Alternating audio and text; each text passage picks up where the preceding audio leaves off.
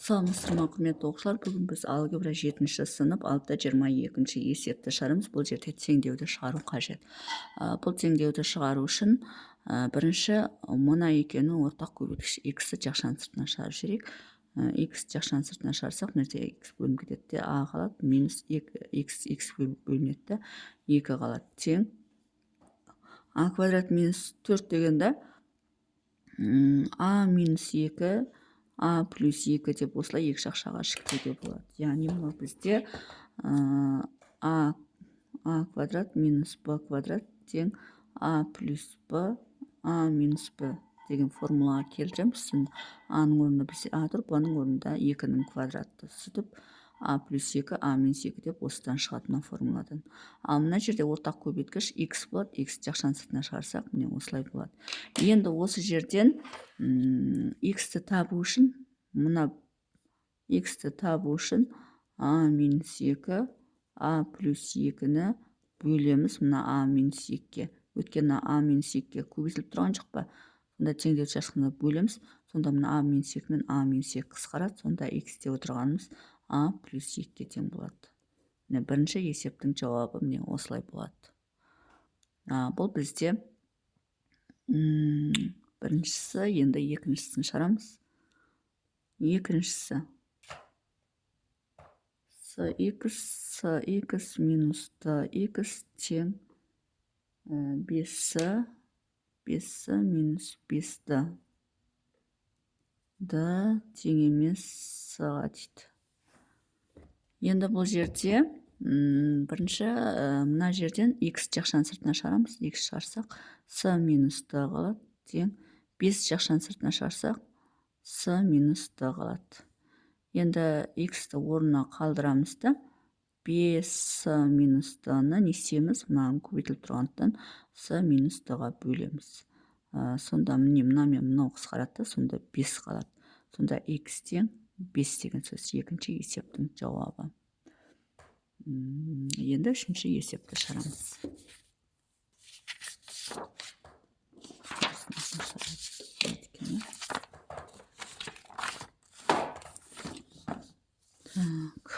Үшінші есеп.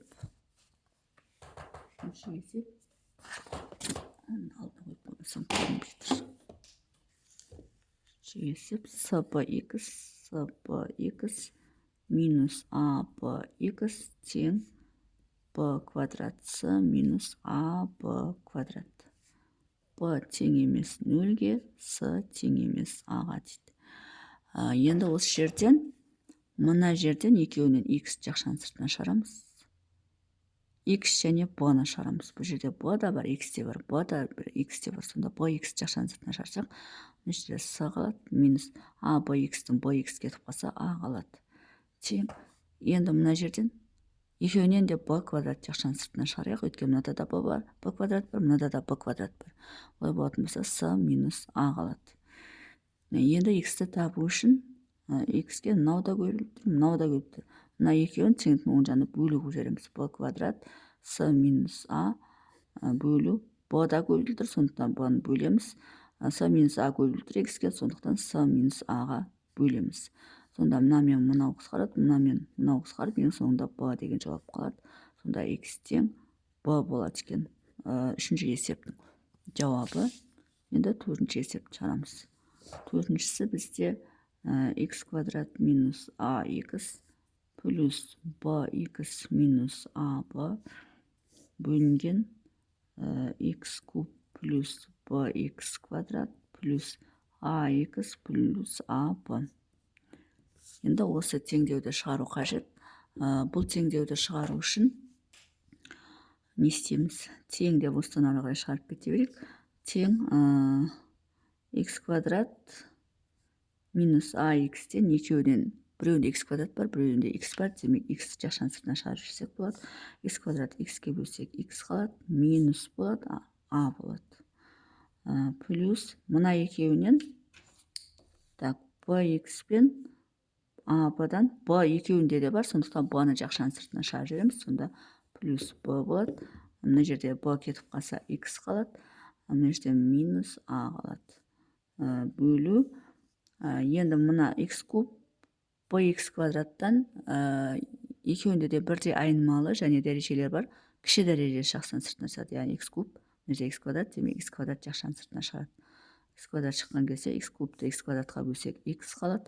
Плюс мына жерде x квадрат кетіп қалса b қалады. Плюс енді мына екеуінен екеуінде де a бар, соны жақшаның сыртына шығарамыз. a-ны шығарсақ, мына жерде x қалады, плюс b қалады. Тең. Енді мына екеуі бірдей ғой. Мынада да x минус a, мынада да x минус a. Екеуі бірдей болса, оны тағы да жақшаның сыртына шығарып жіберуге болады. Сонда x минус a-ны жақшаның сыртына шығарып жіберсек, мына жерде x минус a-сы кетіп қалса x қалады. Плюс мына жерде x минус a кетіп қалса b қалады. Бөлу. Мына жерде тағы да x плюс b, мынау x плюс b. Соны жақшаның сыртына шығарып жібереміз. Сонда x плюс b-ны жақшаның сыртына шығарып жіберсек, мына x плюс b қысқарып кетсе, бізде x квадрат қалады. Плюс мына x плюс b қысқарып кетсе, a қалады. Тең. Енді осы жерден x плюс b мен x плюс b қысқарады. Сонда x минус a бөлінген x квадрат плюс a қалады. Міне, төртінші есеп осылай болады екен. Не істеу керек? Төртінші есепті жауабын табу керек па x-ті? Ой, бұл. Мен 6-24-тің қайсысын шығарыр?